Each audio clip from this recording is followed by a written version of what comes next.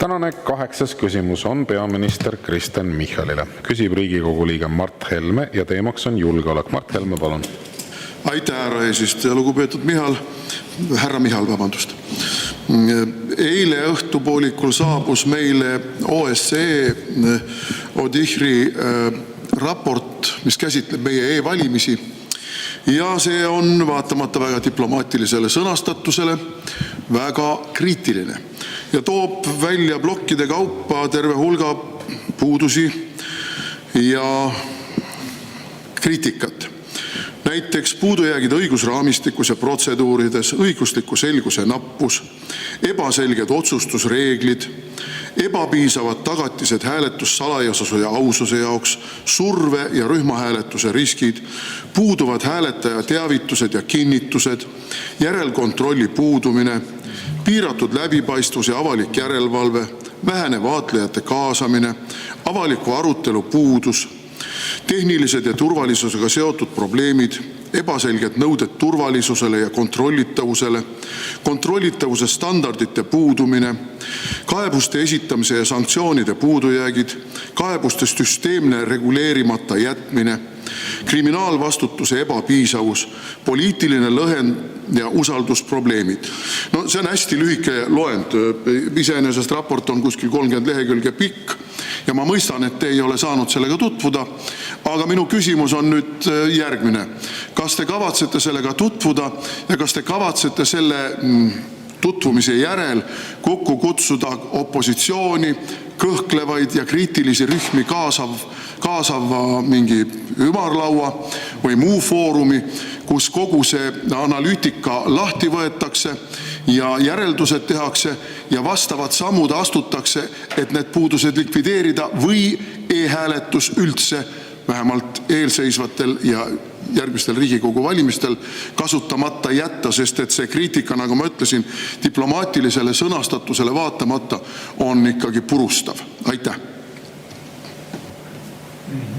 Aitäh. No ma arvan, et eks see on ka loomulik, et mis tahes auditit küsides üldiselt auditit ka soovitusi annavad, et mis tahes ettevõttes audiitor siiski küllap oma soovitusi jagab, et sellega ilmselt ei ole seda kuidagi erinev. Jah, teil on õigus, ma ei ole jõudnud selle raportiga tutvuda. Küsin endale välja ja küllap siis vaatan ka peale. Ma tean, et see tekitab lainetust just eeskätt nende hulgas, kelle jaoks e-valimised justkui ei ole midagi sellist, mida toetada. Eestis siiski ma ütleks, et e-valimised on usaldusväärsed. Et kui ma vaatan laiemalt Eesti inimeste online-kanalites erinevate teenuste kasutamist, Eesti on üks väheseid riike, milles e-teenustes või praktiliselt 100% peaaegu meie teenustest on online-keskkonnas kättesaadavad, isegi lahutus ja abielu. Lõpuks muidugi peab ilmselt ise kohale jõudma. Et needki on online-teenustes kättesaadavad, nii et Eesti on väga kõrgelt arenenud digiriik, ehkki me ise tahame, et paljud asjad oleks paremad, teame, et mõned asjad tuleb paremaks teha, mõnda kohta tuleb investeerida. Aga mis valimistesse puutub, siis kui seal on mingeid asjalikke soovitusi, ma olen kindel, et valimiskomisjon sellele peale vaatab. Valimiskomisjon ei ole poliitiline, vaid ta on poliitikaväline organ, kes siis tutvub sellega ja kui sealt on mingeid soovitusi või parandusi, kindlasti võetakse arvesse, aga jah, ma ütlen nii, et ma tean, et meie vaated on erinevad selles küsimuses, et mina arvan, et e-valimised toimivad kenasti, teevad inimestele valimistel osalemise mugavamaks. Ja isegi kui teine erakond kuskil piirkonnas saab rohkem hääli, ma ei arva, et see süsteemi viga on, vaid küllap see on ikkagi rahva tahe. Aitäh. Suur tänu, Mart Helme, teil on täpsustav küsimus, palun.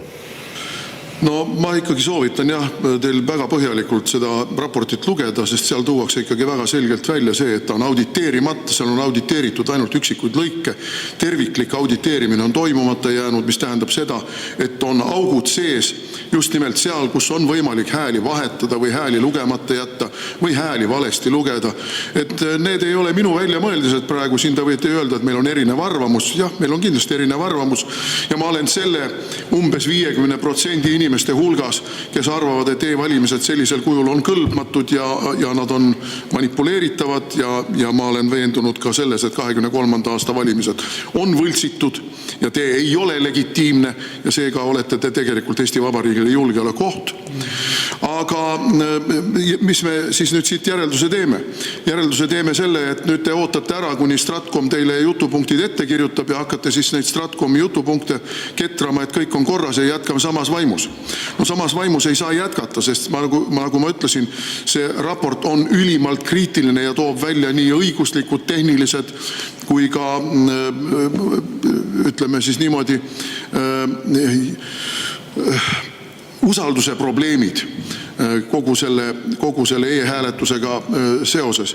Ja kui me nüüd tuletame meelde, et alles äsjaga valimiskomisjon otsustas neid niinimetatud M-valimisi mitte korraldada sügisel, sellepärast et on ka väga selge, et nad ei ole kontrollitavad, seal on nii tehnilisi kui muid probleeme, siis me peame tulema ikkagi siin sellele seisukohale ja ühisele seisukohale, et kui me tahame, et meil Eestis võim on legitiimne ja rahva poolt usaldatav ja tegelikult esindab rahva tahet, siis ei saa lihtsalt vaadata umbes tuima näoga, et me teeme mõned kosmeetilised liigutused ja siis läheme edasi, nii nagu midagi poleks juhtunud.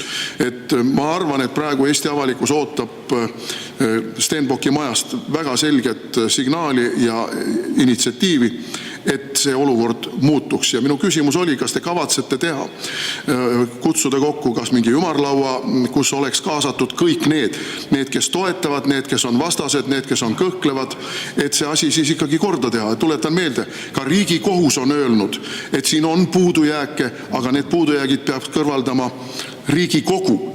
Ja Riigikogusse ei ole tulnud koalitsioonide poolt mitte mingisuguseid vastavaid initsiatiive. Kas neid initsiatiive on nüüd oodata pärast seda raportit? Aitäh!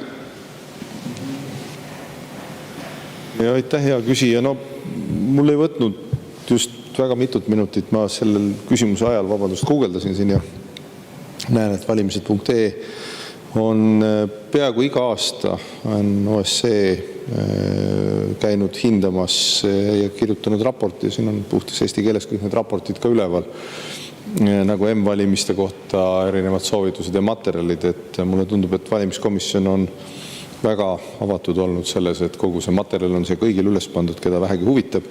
Ja võtsin näiteks viimase 2019. aasta raporti ja siingi on e-hääletamisest kenasti kirjutatud ja viidatud ka varasematele ODIHR otse soovitustele, mida on siis rakendatud, kus on astutud samme ja nii edasi. Nii et mulle tundub, et see on pigem juba tavaline, et sellised analüüse tehakse, selliseid soovitusi antakse, sest siin samas kohe, kui te avate raportid ja uuringud e-hääletamise kohta, siis on 2007. aasta vaatlusraport, 2011. aasta vaatlusraport, 2015. aasta vaatlusraport, 2019. aasta vaatlusraport, et kõikide aastate kohta. Ja siin on ka muud failid, mis puudutavad mobiiliga valimiste analüüsi, kõik M-hääletamise raportid, kõik asjad on siin kenasti üles pandud, et minu hinnangul valimiskomisjon on väga avatud selles, et ja noh, veel kord, et kui igas raportis või kuskil, nagu ma olen öelnud ka muudel teemadel, on midagi, mida arvesse võtta, mida paremaks teha, mida on vaja parandada, siis tuleb see ära parandada. Ma südamest loodan, et nad vaatavad läbi ja tutvuvad sellega, et see on ju nende töö ja roll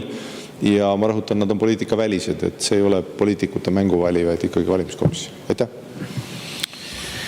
Suur tänu ja lisaküsimuse esitab kolleeg Peeter Ernits, palun. Juhataja, lugupeetud peaminister. Kas te olete mõelnud selle peale,